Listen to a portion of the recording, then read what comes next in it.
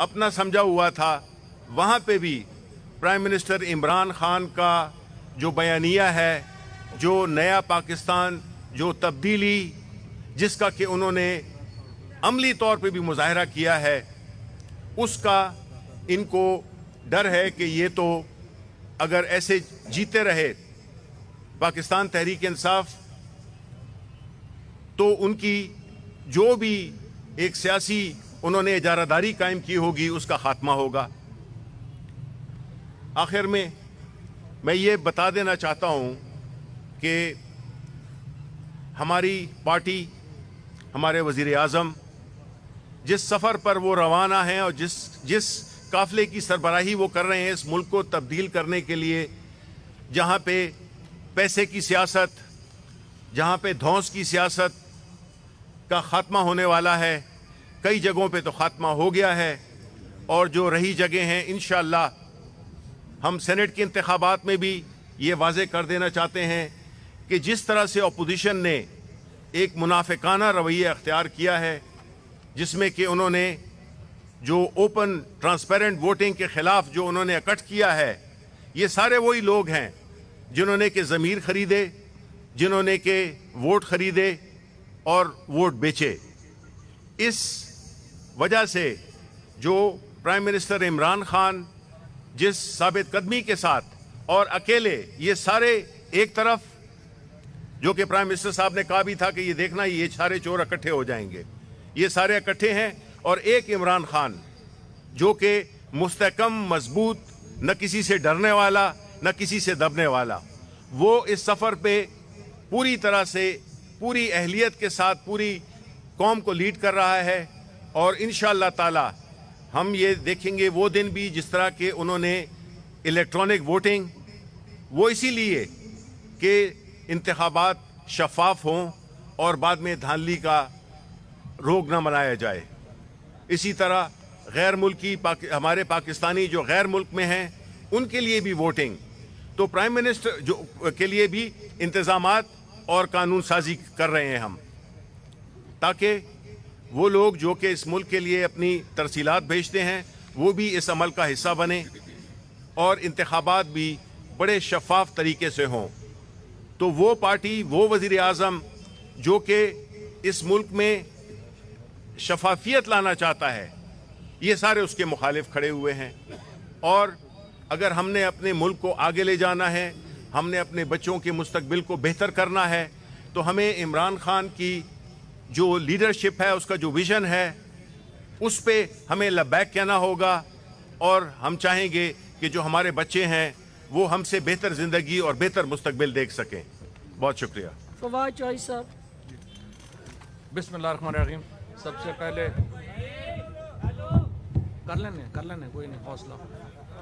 بسم اللہ الرحمن الرحیم۔ سب سے پہلے تو میں آپ کو یہاں پہ ابھی کچھ دیر پہلے خبر ملی ہے جیو ٹی وی کے اوپر حملہ ہوا ہے، سو ہم اس کی شدید مذمت کرتے ہیں۔ پیپلز پارٹی کے جو بیک ایک ایلیمنٹ تھا، انہوں نے جیو ٹی وی کے اوپر جو حملہ کیا ہے اس کی ہم شدید مذمت کرتے ہیں۔ آگے انفارمیشن منسٹر صاحب نے ٹیلی ویژن کے اوپر بات بھی کی ہے اور انہوں نے اس کی مذمت کی ہے۔ اختلاف کسی سے بھی ہو سکتا ہے، لیکن اس کا مطلب یہ نہیں کہ اب اگر ہر آدمی 200-400 بندے اکٹھے کر کے حملے کرنے شروع کر دے گا تو یہاں تو پھر میڈیا جو ہے وہ تو چل ہی نہیں سکتا۔ لہٰذا اس کے اوپر ہم آن ریکارڈ ہیں، اس کی ہم شدید مذمت کرتے ہیں، اور کراچی پولیس کو میں یہ کہوں گا کہ وہ فوری طور کے اوپر ان لوگوں کے خلاف جو ہے وہ کارروائی کرے۔ دوسری بات، آج مریم نواز کی پریس کانفرنس، دیکھیے مریم نواز صاحبہ سے حسرت یہ ہے ہمیں کہ وہ کوئی سچ بھی بول دیں زندگی میں۔ کیلیبری فونٹ سے وہ ختم ہوتی ہیں اور شروع ہوتی ہیں کہ میری لندن تو کیا پاکستان میں بھی کوئی جائیداد نہیں۔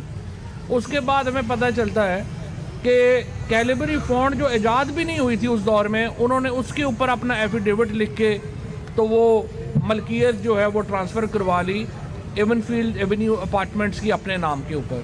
سو مریم صاحبہ کو جو ایک ملکہ حاصل ہے جھوٹ بولنے میں، اور جس قدر وہ جذبات میں بھی، اگرچہ ان کے چہرے سے اب تاثرات جو ہیں وہ نہیں آتے، لیکن اس کی وجوہات جو ہیں وہ یہ ہے کہ ان میں کانفیڈنس بڑا بڑھ گیا۔ یہاں پہ بھی آ کے انہوں نے جو گفتگو کی ہے پہلی بات تو یہ ہے کہ دیکھیے 3 کل الیکشن ہوئے پاکستان میں، نوشہرہ میں اور وزیر آباد میں، جہاں پہ اپوزیشن جیتی وہاں پہ الیکشن فری اینڈ فیئر تھے. ڈسکا جہاں پہ پی ٹی آئی جیتی ہے وہاں الیکشن میں دھاندلی ہو گئی ہے. یعنی میٹھا میٹھا حق اور کڑوا کڑوا تھو. یہ تو کوئی بات نہ ہوئی کہ جو الیکشن آپ کے حق میں نتیجہ چلا گیا وہ آپ کہہ دیں کہ جی وہ الیکشن تو صاف ہوئے ہیں، جس میں آپ ہار جائیں آپ کہیں کہ وہ الیکشن جو ہیں وہ خراب ہوئے ہیں اور اس میں دھاندلی ہوئی ہے. میں یہ سمجھتا ہوں الیکشن کمیشن سے علی اسجد نے، عثمان ڈار نے بڑا واضح انہوں نے موقف لیا ہے. الیکشن کمیشن کو انتخابات کا فوری طور کے اوپر اعلان کرنا چاہیے. اگرچہ الیکشن کمیشن کا ہم جو بھی حکم ہے بطور حکومت ہم اس کو ماننے کے پابند ہیں اور الیکشن کمیشن کا حکم آخری حکم ہوگا، لیکن دیکھیے یہ معاملہ کہ آپ کے نتیجے، میں خود جب الیکشن میں یہاں پہ ڈاکٹر صاحبہ بیٹھی ہیں، ان کے توسط سے چیف منسٹر پنجاب کو اور پنجاب حکومت کو بھی یہ مبارکباد دینا چاہوں گا. دیکھیں ہم نے ضمنی الیکشن جب لڑا 2016 میں، میری ہر یونین کونسل کے اندر کم از کم ایک ہفتے میں کم از کم 50-60 کروڑ روپیہ خرچ کیا گیا. مریم بی بی کی والدہ اللہ ان کو جنت نصیب کرے، کلثوم بی بی جب الیکشن لڑی تھی ایک حلقے کے اندر تقریباً 3 ارب روپیہ خرچ کر دیا گیا بغیر کسی آڈٹ کے، بغیر کسی کے. یہاں پہ پنجاب حکومت بالکل غیر جانبدار رہی ہے.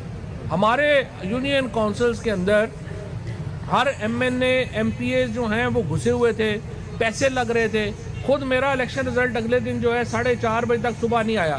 یہاں پہ الیکشن میں اگر دھاندلی کا الزام لگانا ہے وہ تو ہم لگائیں کہ رات کو 1 بجے مریم نواز ٹویٹ کرتی ہیں اور کہتی ہیں کہ ہم الیکشن جیت گئے. تو آپ کے پاس کیا نظام ہے؟ الیکشن کمیشن کے پاس ایسا نظام نہیں تھا. آپ نے اپنی جیت جو ہے وہ 1 بجے رات کو اناؤنس کر دی اور پھر یہ کہہ رہے ہیں کہ 20 لوگ. کیا ہم لوگ مارس میں رہتے ہیں، مریخ پہ رہتے ہیں؟ ہمیں نہیں پتا کہ یہاں پہ دھند واقعی پڑتی ہے؟ ہمیں نہیں پتا کہ یہاں پر جہاز نہیں اتر سکتے؟ ہم لوگوں کو یہ جو یہاں کے ہم وسنیک ہیں، ہم یہاں رہنے والے لوگ ہیں، یہاں پہ یہ ایک حقیقت ہے.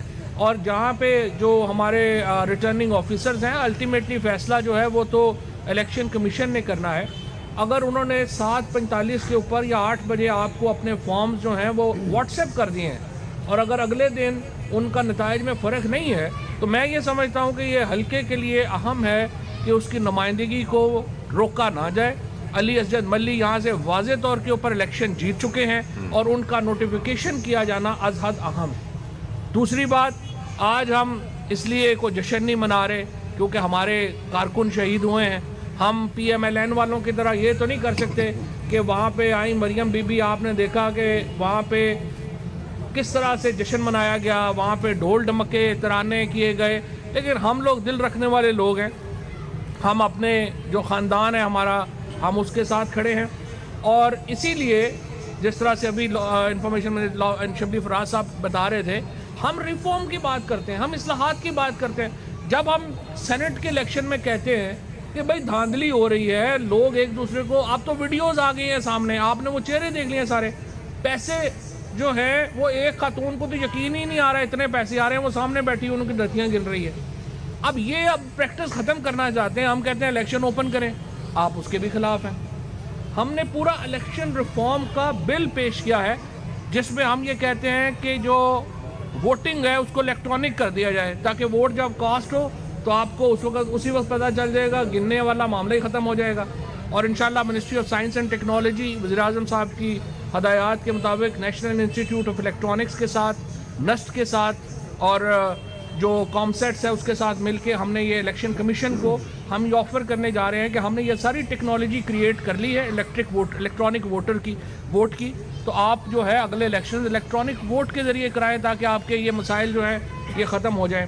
اور میری نظر میں علی اسجد ملی صاحب کا یہ الیکشن بالکل اسی طرح صاف اور شفاف ہے جس طرح نوشہرہ کا الیکشن صاف اور شفاف ہے، جس طرح وزیر آباد کا الیکشن صاف اور شفاف ہے، جس طرح کراچی کے الیکشن صحیح ہوئے ہیں. ہم میں اور ان میں فرق کیا ہے؟ ہم جو الیکشن ہو رہے ہیں، جو الیکشن کمیشن کے زیر اہتمام ہو رہے ہیں، ہم الیکشن ہارے ہیں. کراچی میں بھی ہم الیکشن ہارے ہیں، نوشہرہ میں ہارے ہیں.